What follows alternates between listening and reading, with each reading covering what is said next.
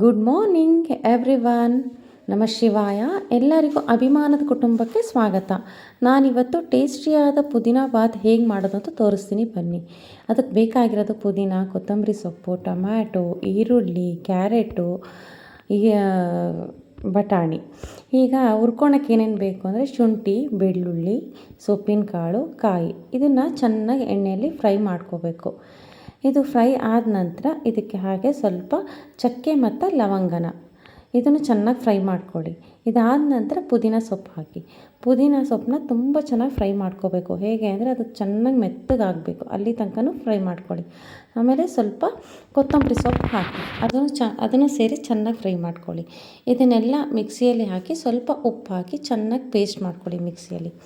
ಈ ಕಡೆಗೆ ಇದನ್ನು ಒಗ್ಗರಣೆ ಹಾಕೋಣ, ಬನ್ನಿ.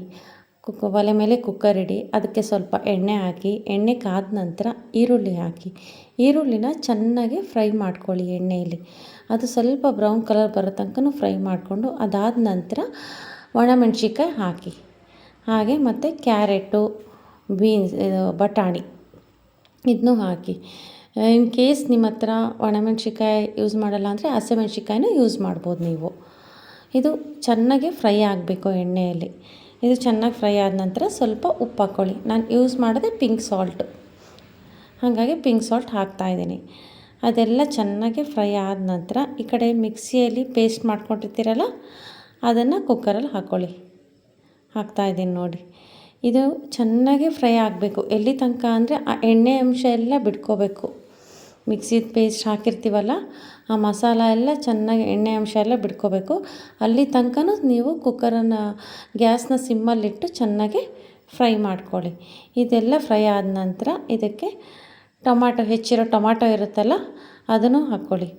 ಆ ಟೊಮ್ಯಾಟೋನ ಚೆನ್ನಾಗಿ ಫ್ರೈ ಮಾಡ್ಕೋಬೇಕು. ಇದು ಚೆನ್ನಾಗಿ ಮೆತ್ತಗಾಗಬೇಕು, ಅಲ್ಲಿ ತನಕ ಇದನ್ನು ಚೆನ್ನಾಗಿ ಫ್ರೈ ಮಾಡ್ಕೊಳ್ಳಿ.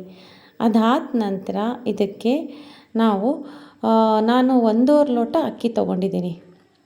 ಹಾಗಾಗಿ 3.25 ಲೋಟ ನೀರು ಹಾಕ್ತಾಯಿದ್ದೀನಿ. 3.25 ಲೋಟ ನೀರು ಹಾಕ್ತಾಯಿದ್ದೀನಿ. ಆ ನೀರು ಚೆನ್ನಾಗಿ ಕುದಿಬೇಕು. ಅದೆಲ್ಲ ಮಸಾಲೆ ಮತ್ತು ನೀರಿದೆಯಲ್ಲ, ಇದೆಲ್ಲ ಚೆನ್ನಾಗಿ ಕುದಿಬೇಕು. ನಾನು ಪಲಾವ್ ಮಾಡೋ 1 ಅವರ್ ಮುಂಚೆ ಅಕ್ಕಿ ನೆನೆಸ್ಕೊಂಡಿರ್ತೀನಿ. ಆ ಅಕ್ಕಿನ ಅದು ಕುಕ್ಕರಿಗೆ ಹಾಕ್ತಾಯಿದ್ದೀನಿ. ಅಕ್ಕಿ ಯಾಕೆ ನೆನೆಸ್ಕೋಬೇಕು ಅಂದರೆ ಮೆತ್ತಗೆ ಚೆನ್ನಾಗಿ ಬರುತ್ತೆ. ಹಾಗಾಗಿ ಬಿಫೋರ್ 1 ಅವರ್ ಮುಂಚೆನೇ ನೆನೆಸ್ಬೇಕು. ಇದೆಲ್ಲ ಅಕ್ಕಿ ಎಲ್ಲ ಹಾಕಿದ ತಕ್ಷಣ ಅದು ಮಸಾಲೆ ಮತ್ತು ಅಕ್ಕಿದೆಲ್ಲ ಚೆನ್ನಾಗಿ ಕುದಿಬೇಕು. ಆ ಕುದಿಯೋಬೇಕಾದ್ರೆ ನಾವು ಲಿಡ್ ಕ್ಲೋಸ್ ಮಾಡಿ ವಿಷಲ್ ಹಾಕಬೇಕು. ಆ್ಯಕ್ಚುಲಿ ಪುದೀನ ತುಂಬ ಒಳ್ಳೆಯದು, ಗ್ಯಾಸ್ಟ್ರಿಕ್ಕು ಏನೂ ಬರೋದಿಲ್ಲ. ಆಮೇಲೆ ಕ್ಯಾರೆಟು ತುಂಬ ಒಳ್ಳೆಯದು. ಬಟಾಣಿ, ತರಕಾರಿ ಎಲ್ಲ ಹಾಕಿದಾಗ ಮಕ್ಕಳು ಖುಷಿಪಟ್ಟು ತಿಂತಾರೆ. ಹಾಗಾಗಿ ಇದು ಪುದೀನ ಬಾತ್ ತುಂಬ ಟೇಸ್ಟಿಯಾಗೂ ಬರುತ್ತೆ. ಇದಾದ ನಂತರ ಈಗ 2 ವಿಷಲ್ ಆದಮೇಲೆ ಕುಕ್ಕರ್ ಲಿಡ್ ತೆಗೆದ್ಮೇಲೆ ನೋಡಿ ಎಷ್ಟು ಚೆನ್ನಾಗಿ ಕಾಣಿಸ್ತದೆ. ಎಷ್ಟು ಒಳ್ಳೆ ಸ್ಮೆಲ್ ಬರ್ತಾ ಇದೆ. ಒಂದು ಸತಿ ಎಲ್ಲ ಟ್ರೈ ಮಾಡಿ ನೀವು ಇದನ್ನು. ಎಷ್ಟು ಚೆನ್ನಾಗಿ ಕಾಣ್ತಾ ಇದೆ ನೋಡಿ ಪುದೀನ ಪಲಾವ್.